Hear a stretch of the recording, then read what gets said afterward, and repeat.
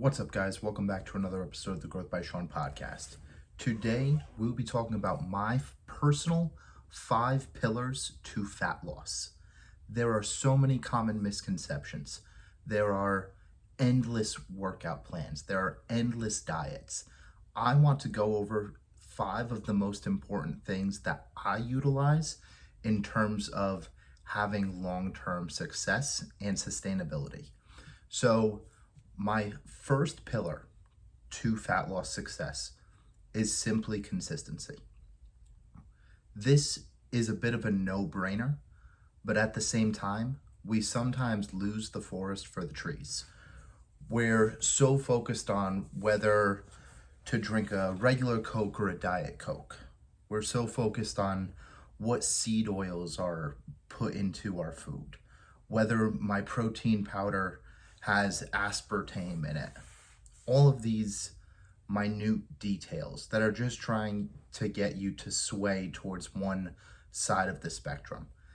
No matter what diet you stick to, for the most part, as long as you're consistent with it, you will get results. So if you can track certain metrics and you're improving on a weekly basis, then if you continue to do those things that make you successful, then you will continue to have success. Success leaves clues. So my second pillar is just food consumption. We have an issue where we are constantly over consuming food. I had made a post just the other day about peanut butter.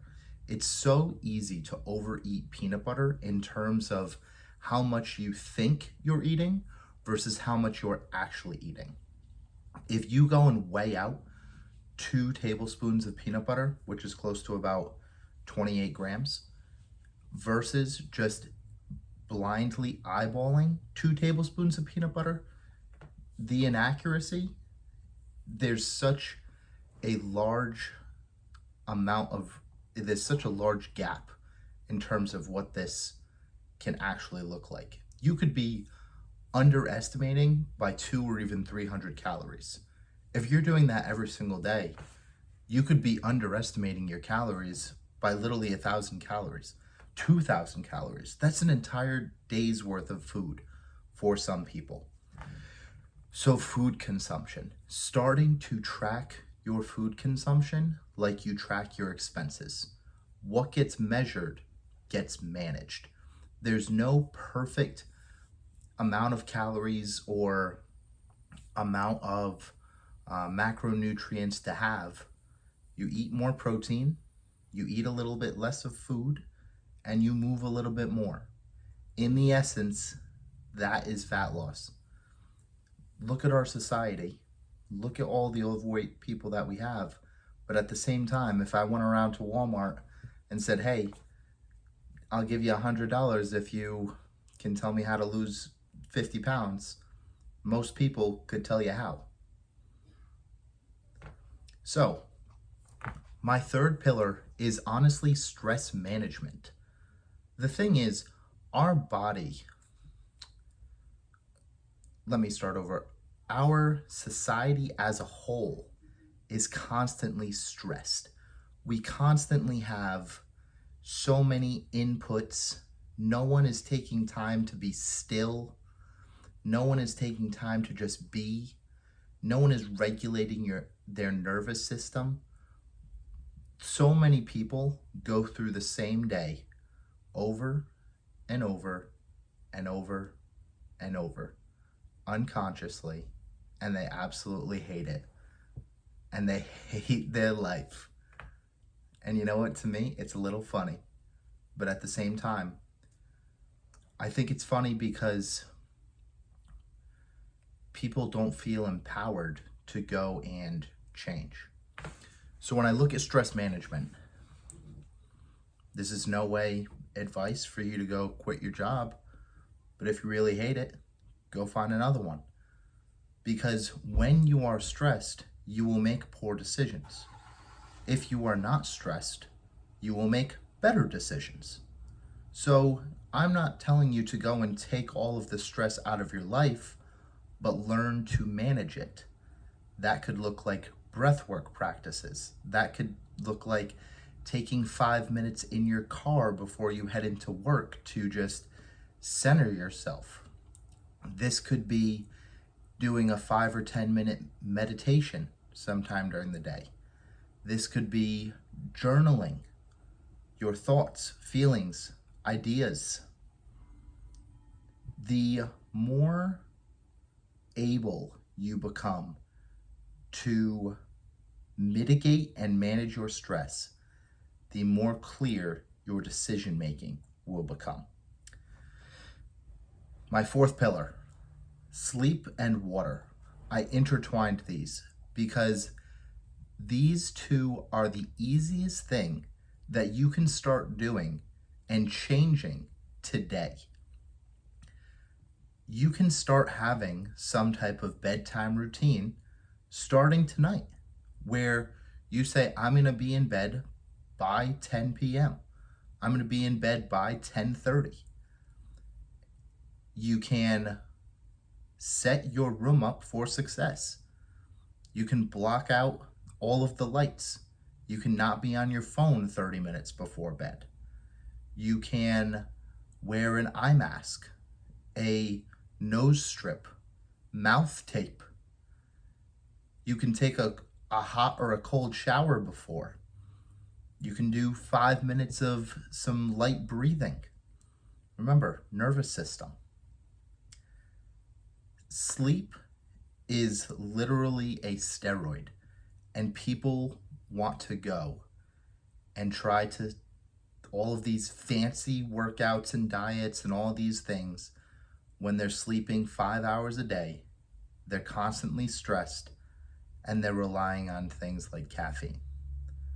I drink caffeine too, but I also get 8 hours of sleep. And I think it's person dependent, but at the same time, are you waking up rested? Are you sleeping through all of your alarms? Take control of your sleep and then start intaking a lot more water, and your fat loss will exponentially increase. So with water, your body is made of 70% water. So why don't you act like it and you actually drink half your body weight in fluid ounces of water? Your body is constantly regenerating and producing more cells. If you're not even drinking enough water and staying hydrated, these cells are not going to reproduce properly. What I mean by this is these cells are constantly absorbing nutrients, but they need to be hydrated in order for them to properly absorb nutrients. Your body is made of 70% water. Drink water. Take sleep seriously. And my fifth and final pillar, think about how it took me this long, how this was not my number one pillar, right? My number one pillar is your workout intensity. You need to give your body a reason to change. Because if you've been doing the same thing for 10, 20, 30 years, and all of a sudden you've been in the gym for a month and you're wondering why you haven't seen progress, it's because you're not even giving your body a reason to change. So your workout intensity, I'm not saying that you need to go and throw up every single workout, but you should, one, feel the correct muscles that you're using.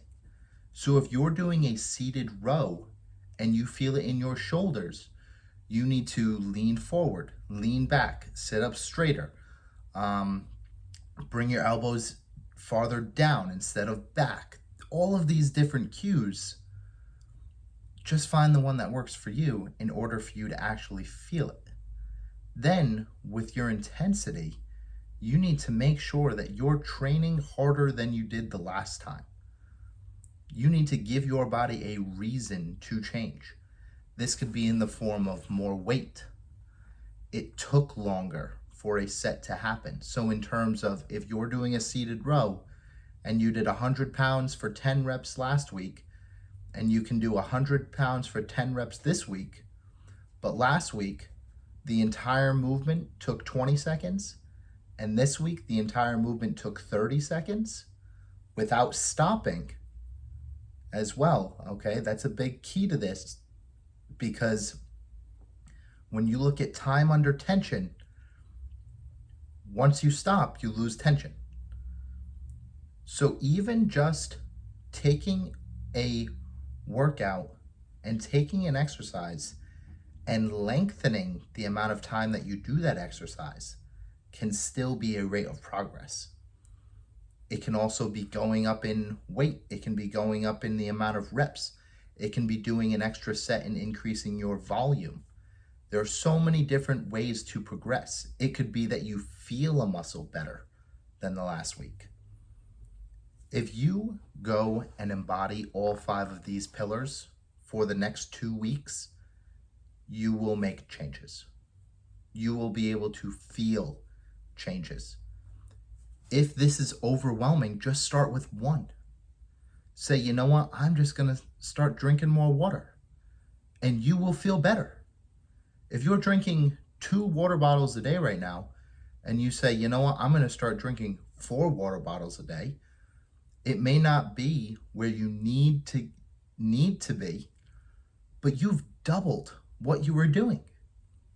And that's still progress. So take one of these things and say, what can I do today? And how can I make sure that I continue to do it for the coming week? Guys, thank you for listening to another episode of this podcast. If you have not yet, please do me a favor and like, follow, subscribe on whatever platform you are listening to. Share this with a friend, a family member, a coworker, or even someone that you hate. Finally, make sure that you subscribe to my email newsletter, where I will not spam you with all of these crazy emails, things like that. And lastly, have a great day. Thanks, guys.